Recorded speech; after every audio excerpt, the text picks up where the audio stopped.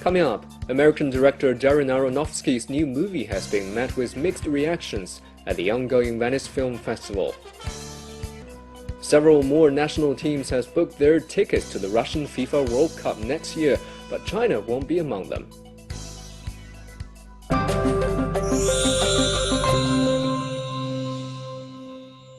Hello, I'm Zhang Zhao in Beijing. The head of the International Committee of Red Cross, Peter Maurer, visited Hamas-ruled Gaza Strip on Tuesday.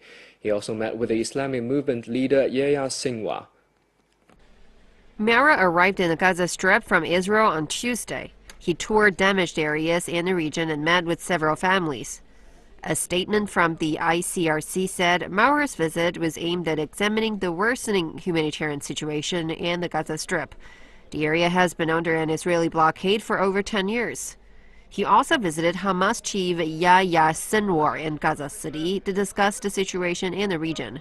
The conversation with the chairman of the Politburo, we have covered, of course, the very dire situation of the civilian population here in Gaza, and I wanted to assure the Gazan population and the authorities here that ICRC will continue to do its best. Sources from Hamas said the talks focused on the humanitarian situation in the Gaza Strip, the Palestinians held in Israeli prisons, and the issue of the 4 Israelis missing in Gaza since 2014.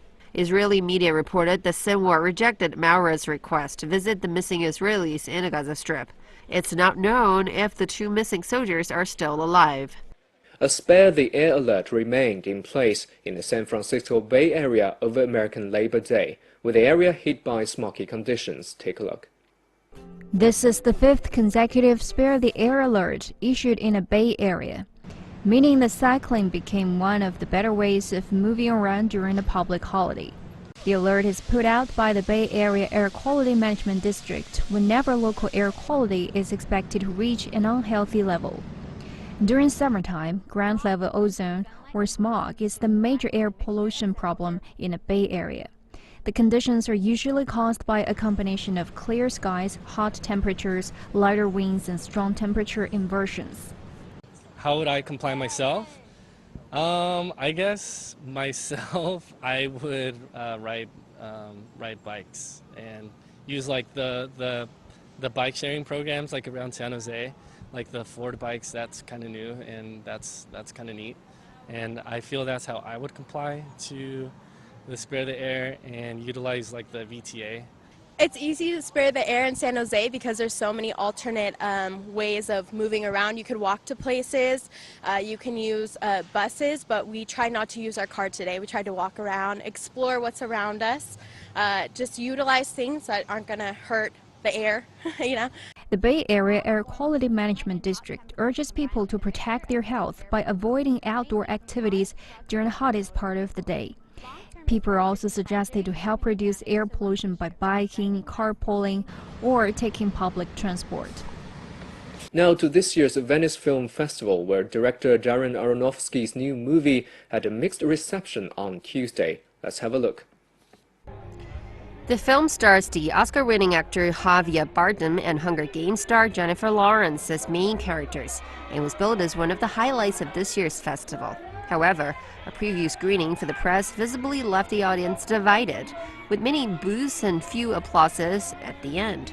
During a press conference later in the day, the director sounded unconcerned. He said there are always different levels of taste regarding films, and the movie is like a roller coaster ride. The film is a psychological horror in which Bardem plays the role of a self-absorbed poet going through a bad period of lack of inspiration. Lawrence is his much younger wife, devoted to turning her husband's ruined house into a paradise. However, the arrival of a mysterious and disquieting couple, played by Ed Harris and Michelle Pfeiffer, sets up a second half full of paranoia, tension, and violence. Writer-director Aronofsky is a regular at Venice Film Festival. He won the Gold Lion Award in 2008 with sports drama The Wrestler, and debuted his film Black Swan here in 2010. With less than a year to go to the 2018 World Cup, qualifiers are beginning to reach the business end. This week, several more teams book their place to Russia next year. Although despite a valiant victory in Qatar, China won't be among them. China's faint hopes of qualifying for next year's World Cup finals ended on Tuesday, despite securing the victory they needed in Qatar with just 10 men. Zheng Zhi could have put China ahead in the 6th minute, but his powerful long shot was denied by Qatar's goalkeeper. Gao Lin almost broke the deadlock in the 12th minute, but his shot was punched out by Saad Al-Shid as well. Qatar and China both missed several chances in the first half, which was ended 0-0. Akram Afif's attempt found the net 2 minutes after the break. The 20-year-old challenged Chinese goalkeeper Zheng Cheng again in the 53rd minute, but Zheng's was equal to it with a brilliant save. Xiao Zhi helped Marcelo Lippi's side equalize the score in the 74th minute, with a sliding shot keeping China alive. China's captain Zheng was shown a red in the 80th minute, while Wu Lei's following shot turned the table 3 minutes after it. China finished 5th with 12 points in a group as Uzbekistan tied South Korea 0-0, and Syria drew with Iran 2-2. That meant they finished just a point behind the 3rd-place playoff spot. Instead, it's Syria who keeps its World Cup hopes alive. A draw in Tuesdays was enough for them to finish 3rd and retain the dream of reaching their first-ever World Cup finals. In the Amayat Square in the heart of Damascus, thousands of people watched the game on giant screens set up for the specific. In Umayyad Square in the heart of Damascus, thousands of people watched the game on giant screens set up for this specific event. In public parks, people also gathered to watch the games. Crackles of celebratory gunshots reverberated after the match as an expression of happiness. Holding Syrian flags and wearing t-shirts of the Syrian national team, people jumped and danced on the rhythm of national songs as cars honked their horns in happiness. Syria still have a long journey. They have 2 games against Australia, which, if they win, they still have to play a team from South America. While they remain the underdogs, just making it this far represents a victory, as the country is ripped apart by a 7-year war. Syria's opponents in the playoffs will be Australia. It wasn't easy. They defeated Thailand 2-1 in a nail-biting clash in Melbourne on Tuesday evening.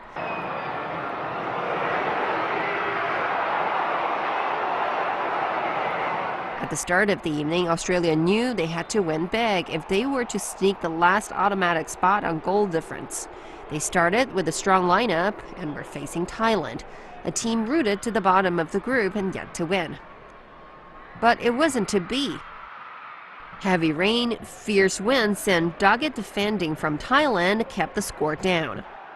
It wasn't until the 69th minute before the deadlock was broken. Striker Tommy Jurek was able to get on the end of an Aaron Mui assist with a spectacular header to open the scoring. Soon after, however, Thailand shocked the hosts and equalized. Australia took the lead again in the 86th minute, but it was too little, too late. Australia would now have to take the long route to the finals. A colorful art and crafts exhibition opened in the Nigerian capital of Abuja on Tuesday. 17 African countries and 26 Nigerian states attend the expo. Lifestyle takes you to have a look. The opening session got off to a colorful start with performances from some of Nigeria's ethnic groups. The event attracts shoppers from all over the world, as well as exhibitors from Cameroon, Senegal, and Gambia, among other Central and West African countries. They display works of arts depicting their culture, such as antiques and other artworks like painting, batik designs, woodworks, and locally made shoes. The carnival-like annual event has been organized by the Nigerian Council of Arts and Culture since 2008. The time has come for us to key into culture so that our story can change for the best in this country. Very distinguished ladies and gentlemen, today we are networking, we are opening up the world window to showcase the best of Nigeria. The theme of this year's edition, Nigerian Crafts, the Untapped Treasure, has been carefully selected to reflect the economic agenda of the federal government, which is to explore the abundant potentials in the non-oil sector to diversify the economy and drive a sustainable growth and national development. Any nation that really treasures its culture is a nation that will remember its history and then know what it has passed and know what's coming. So what we're saying is that we want an opportunity to grow younger Nigerians, developing in their arts and craft and our culture, to earn money, to employ themselves, to employ others, so that we can have a more diversified economy. The island of Pag is the fifth largest island in Croatia. Due to strong winds, mostly during the winter, much of the island is rocky and barren. But the island is also home to a thriving food industry. Lifestyles went to see more. Pag Island is well known for sheep breeding and its award-winning cheese industry. The local special is paski sir, a tasty cheese made of sheep milk rubbed in olive oil. It's so good, it just won the Best Cheese in the World award. We have 30,000 sheep. They are a special breed. Name is Paška ovca. It means sheep from island Pag. It is unique breed, unique sheep. They live only on island Pag. They are small and skinny. They eat special herbs that grows on our island, like sage, thyme, mint, immortelle, and that's why have our cheese a special taste and special smell. According to the manager, the sheep are kept out in the open area all day long. They're all over the island, mostly on the western side of the island, which is not so exposed to Bora wind and therefore much greener. Bora wind gives special taste to our cheese because Bora wind brings salt on our pastures, and sheep, they eat that salt. Cheesemaking has been part of the island's culture for centuries. The most famous and awarded cheese is the one from the family Gligura. Their cheese factory is located in the heart of the island, in the village of Kolan, surrounded by gentle hills and pastures with the lush, fertile field below. The Gligura family have been embracing cheesemaking for 4 generations. About 10 years ago, they built a new factory, allowing them to produce 500 tons of cheese each year. The factory itself became a very popular place to visit. Thousands of people came each year to Kolan just to see the factory and, of course, taste the cheese. The best known and most awarded is paski sir, or cheese from Pag. A long tradition is very important to Gligura family. Paški sir we produce first 6 months of the year. In that time is milking time on our island. Our shepherds from all over the island are milking their sheep completely traditionally, as 100 years before, everything only by hands and everything outside. The founder of the company, Ivan Gligura, started his business in the 90s during the war in Croatia. He decided to make the best cheese in the world. Rizika Gligura says it is a very difficult time for business, but her father-in-law worked very hard and finally succeeded. Lots of awards we got every year. Last award we got before 20 days on International Cheese Award. There were 5,000 cheese from all over the world. In class of hard sheep milk cheese we won. 3rd time we won, and we have a first place, the gold medal for the best hard sheep milk cheese of the world. This is the 3rd time that Gligura Paski cheese has won at this prestigious cheese competition in the International Cheese Awards in the UK. He won the first gold medal in 2013 and the second in 2014. Now to Nepal, where more than 100 young girls were treated as princess girls on Monday. The event is all part of the Indra Jatra festival taking place this week in honor of the local rain god. CNC went along to see more. We are at Hanuman Dhoka Darbar Square, where 108 little girls dressed as the living goddess Kumari are being worshipped today. This is the annual masked Kumari Puja, where the young girls are worshipped, which represent the worship of divine consciousness spread all over the creation, especially among the females. In Nepal, Kumari refers to living goddess worshipped by both Hindus and Buddhists. She is believed to be the reincarnation of Hindu goddess Durga. Kumaras are young girls under 10 chosen for their physical traits after tough tests. The tradition started around 300 years ago and used to see over 500 girls chosen each year, although this has been scaled back in recent years. During the festival, we take living the goddesses to temple of goddess Telaju Bawani to receive blessings and power. In the similar way, we take little girls to Kumaris to worship in Telaju temple, wishing for more power and protection. In the similar way, we take little girls to Kumaris to worship in Telaju temple, wishing for more power and protection from diseases and evil forces. Dressed as Kumari in red robes along with makeup and accessories, the young girls take part in the ceremony alongside their parents. Most of the girls had painted their forehead with red and yellow, with special winged eyeliner on eyes, like the original Kumari. I live in Vanessa. Namaste. My name is Sharisi Maharan. I read in class 3. I live in Banaswal. I'm 8 years old. I'm wearing bangles, necklace, and other jewelry today. I'm dressed as Kumari. The participants are offered flower garlands, sweets, and other gifts by the general people. Most parents are delighted for their girl to take part and hope it brings luck to their daughters. She is my daughter. Kumari Puja is an ancient culture.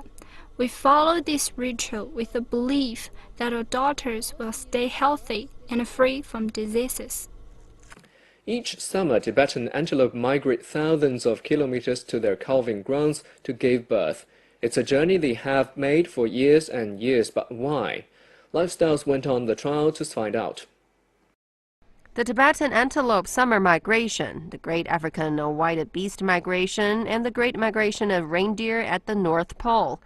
These are the three most spectacular animal migrations on the planet. Tibetan antelopes travel for thousands of miles just to bring female antelopes back to their lambing ground. But the reason that they migrate during birth season still remains a mystery.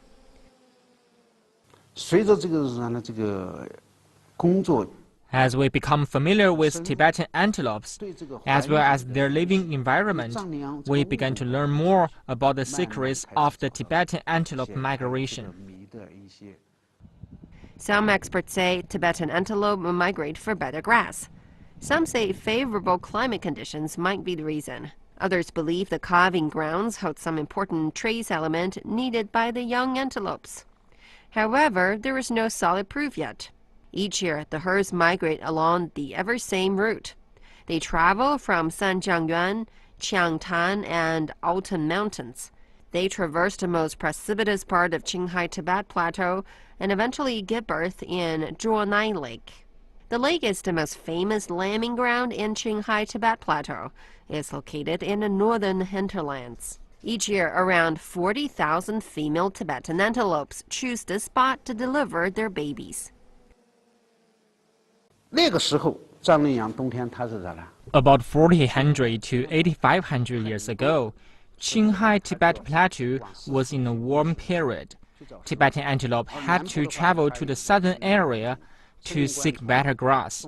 Such a physical movement year after year might let them form a habit of traveling towards south during a certain period of time in the year.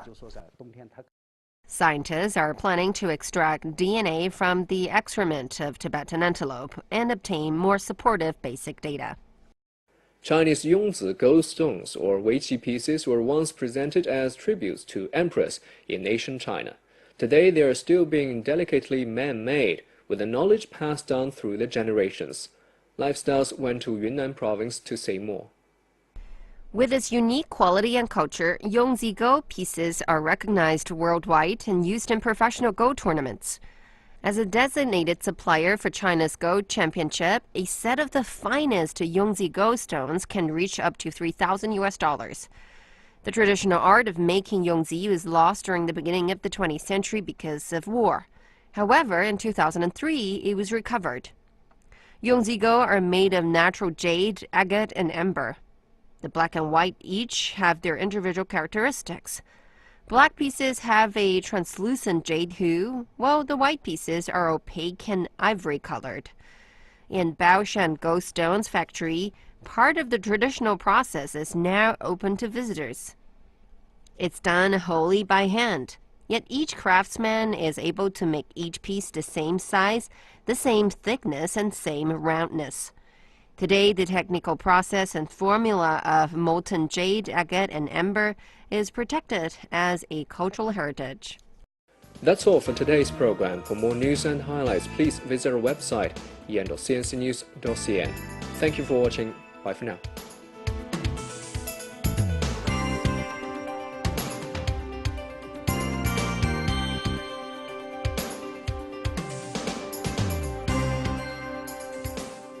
Hello and welcome to our final Talk BRICS. Now that the 9th BRICS Summit in China's Xiamen has officially ended, we've got a roundup of the top 3 points you should take away from this year's meeting. So sit back as we give you our roundup of the top 3 key points from the 2017 BRICS Summit.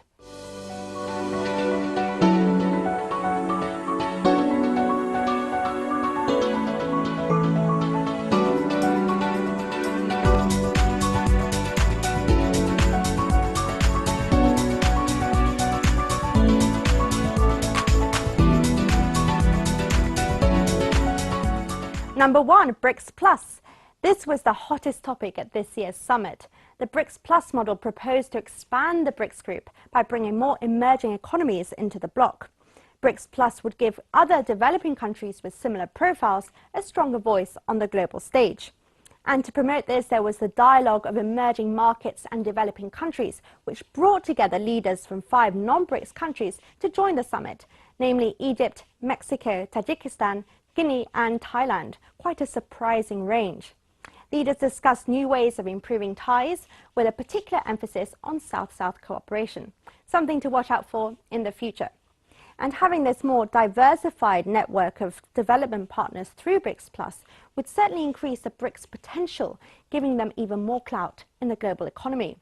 As Xi Jinping said, more input from emerging countries is not intended to, quote, take the cheese of anyone, but to make the pie of the global economy bigger. Number 2, the Xiamen Declaration. Our second key point from this year's meeting is the so-called Xiamen Declaration, offering some indications of the BRICS' future development. The document, signed by BRICS leaders on Monday, set out the bloc's future goals and reaffirmed some of its core values, really useful for getting a sense of the BRICS direction. For example, leaders agreed to strengthen BRICS' presence in international fora and to improve coordination in areas of common interest within the UN and other multilateral institutions. In essence, to make the bloc's voice louder. Leaders also said they would improve anti-corruption coordination, noting that corruption is damaging to economic growth and sustainable development. Anti-terrorism measures were also mentioned in the Xiamen Declaration, with leaders condemning terrorism in all its forms and agreeing to improve coordinated efforts against it. But perhaps the most timely issue in the declaration was the joint response to the ongoing tensions in the Korean Peninsula.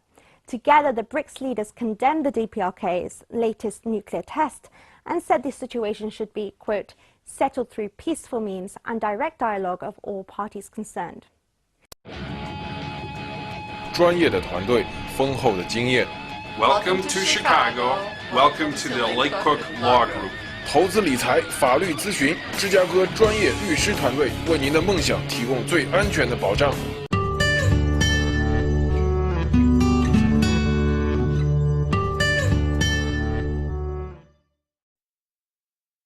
Hi, this is Little Chinese Channel, 小小中文, Lesson 3.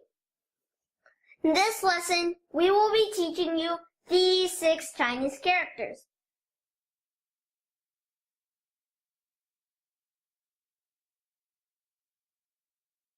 What's this?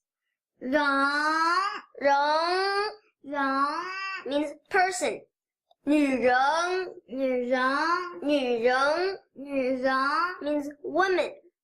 男人, 男人, 男人, 男人 means man. Take 人 and switch that stroke with a longer stroke and make sure it pokes out. It transforms into 弱, 弱, 弱.入 means to enter. 进入means to enter. If we turn 入 back into 人, put a line under it, turns into 个 means individual or a measure word. 个人 means individual. 一个人 means one person.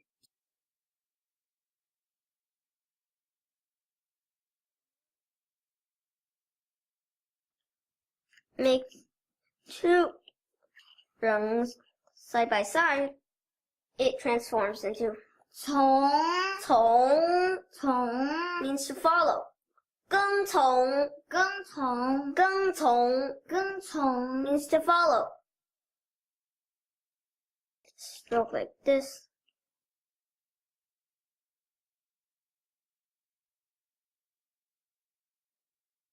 This. And final horizontal stroke turns into 两 means two. 两个人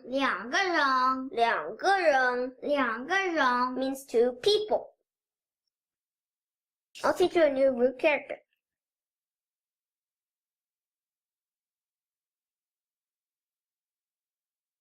What's this? 入. What happens if I make it a bit spaced out? 八 means 8. 80 means 80. 18 means 18. 八 is the building block of these two characters. That's right.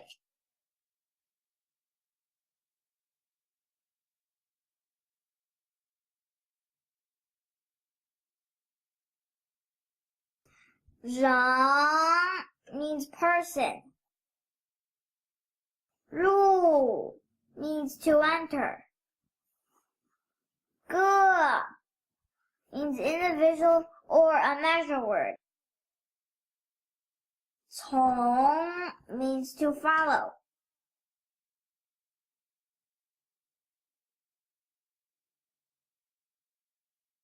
Liang means two.